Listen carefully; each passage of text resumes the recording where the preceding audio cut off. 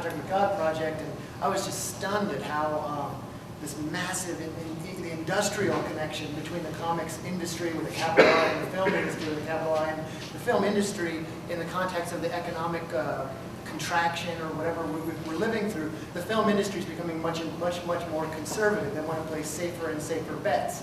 And so if they can, you know, license a comic book that's already has a fan base and where you can see it and smell it or whatever they need to do with it and then test it, and you know, there's that kind of connection between the two that I don't know if it's cool or uncool. To me, it's not what inspires me necessarily is a kind of industrial production of story that can be done at a lower price point in the comic world, test market it, find out if it floats with an audience or not, and then take the ones that have found an audience and then make a film out of it. There's that kind of factory mechanism.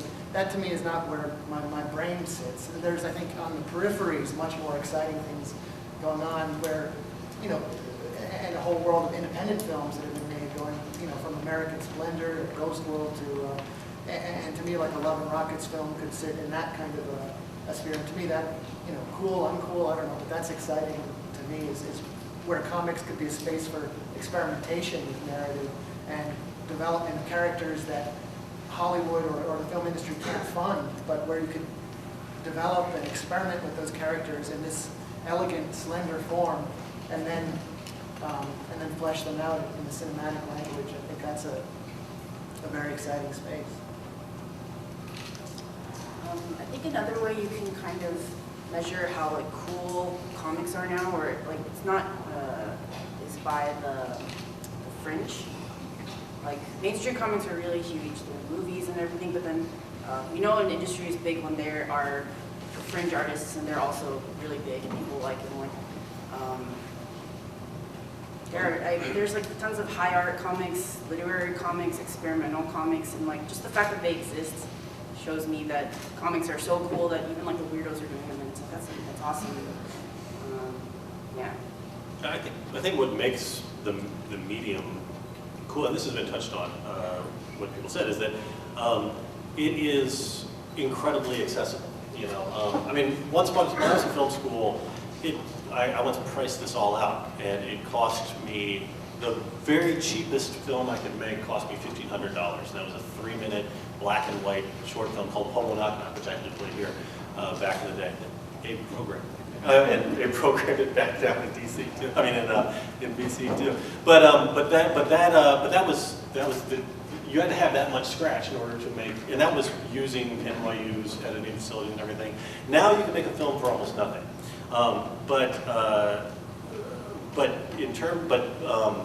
But comics have always been that way. I mean, in the sense that you could always, you know, if you got a pencil, it's like you can be a comics creator the same way you can be a poet. If you got a pencil and paper, you can do it. And the other thing that I think is interesting is that comics, even now when film has become so much cheaper, comics is still a place where people take a lot of risks, and more risks, I think, than you will often see in other media. There's a lot of just crazy stuff that mainstream companies in comics try that mainstream film companies wouldn't try, because in a comics company you're spending thousands of dollars maybe to try out something.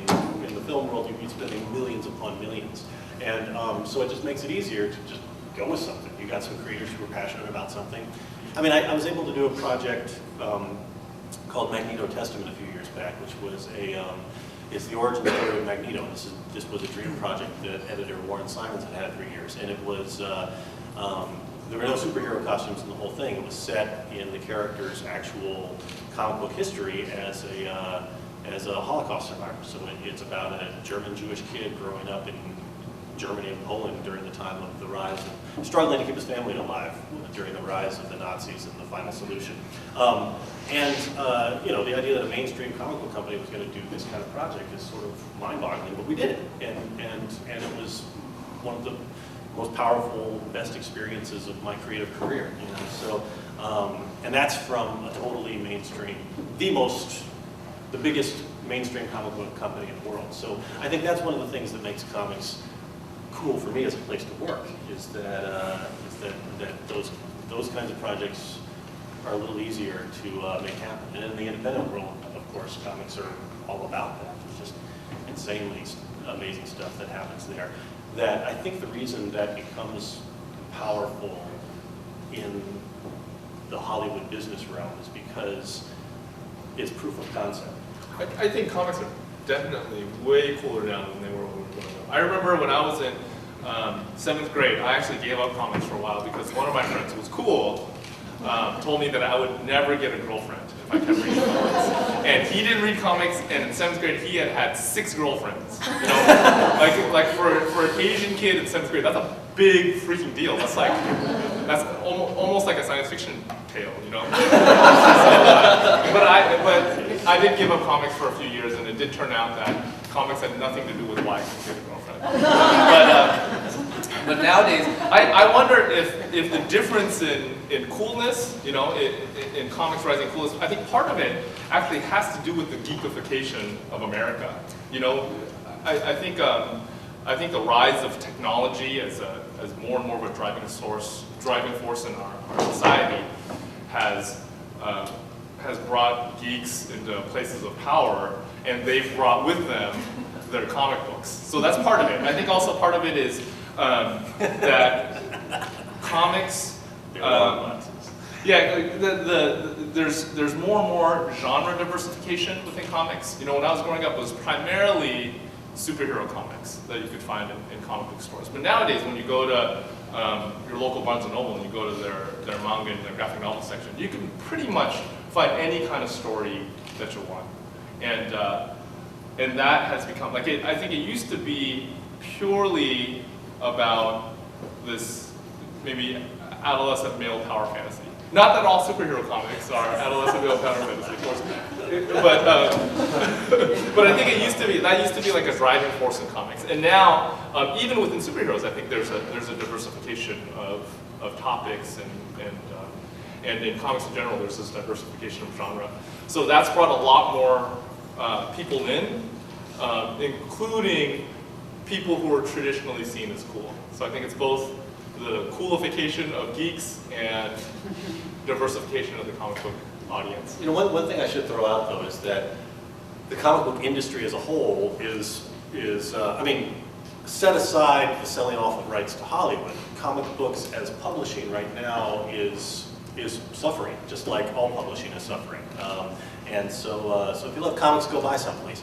But that I mean, it's worth noting. You know what I mean? That the comics, like every other entertainment industry right now, is sort of like looking at how to make use of the digital revolution and digital distribution, and you know, the iPad is a game changer for comics, and companies are still figuring out how to work that. But the number of comics, the number of comics in print that are sold every month has been, you know, the recession has hit, and those numbers are not fantastic right now, and that's an ongoing struggle. I mean, I think that there is an enormous potential audience for comics that has yet to be realized because people who, because it takes a little more effort. I mean, comics, the selling of comics, mainstream comics, and also independent comics to a large extent, has become it's really a hobby market. You know, in the sense that, like, the people who buy comics go to specialty stores and they kind of study it to figure out when the comics they want are coming out. And so it takes effort, and it takes, like, it has to become part of what you do, that you are a person who buys comics, as opposed to being like a person who picks up People magazine in the supermarket. You know what I mean? Like, you're not a People magazine aficionado, you know, or whatever it is. You know, it's just something you consume. It's entertainment you consume. And comics used to be like that a little bit more when they were sort of more when they were in 7-Elevens and all over the place, in newsstands. But now they're in specialty stores, so it has become kind of a specialty thing. But and that's an amazing thing to have in a lot of ways, because those brick and mortar stores have been the backbone of the industry, and that's, you know, their support keeps me alive, and I love them. I'm excited about the potential of the selling of digital comics to expand that audience while at the same time supporting those brick and mortar stores. I mean, that's the challenge. That's the real challenge. But in our culture, where people have no attention span at all, I have no attention span. You know, It's like, but people buy something if they can click on it and get it immediately. You know, if they can't do that, then they forget and they don't do it. And so, so when we are at a point when you can get that little mainstream snippet of press for your book, and then people can click on that link and then immediately buy the thing and have it, then I think we'll be in a healthier place, and more people will be reading comics. Since you have a foot in both worlds, do you think that the downturn in comics right now is about the same as the downturn in movies, or do you think it's worse? I honestly don't know. I mean, I know that there was actually 2 bits of news came out recently that were kind of similar. Just this last week, I think, that, what is it, Rango, I think, is the first movie this year to go over 100 million. And 100 million is sort of like the gold standard in movies. When a movie goes over 100 million, then it's like, yes, we have a great movie. Or we have a movie that made a lot of money, which for many people was a great movie. But that's, you know, that's, if a $100 million movie is, that's the great thing. In comics, 100,000 is a big deal. When comics circulate over 100,000, they're at the top of the charts. They tend to be at the top of the charts. This last month, the highest selling comic was 71,000, which is pretty low historically. I mean, back in the day, in the go-go, you know, the go-go 90s, you know, like Alpha Flight #1 back then, I think sold 500,000 copies. You know what I'm saying? I mean, that was actually earlier than that. That was in the 80s, but you know, there have definitely been times when comics have sold much more. But these days, 100,000. If you're doing 100,000, that's great. 71,000, a little. I mean, we want to get that up a little bit more. So, how that compares in terms of is that better or worse than the film industry? I don't know.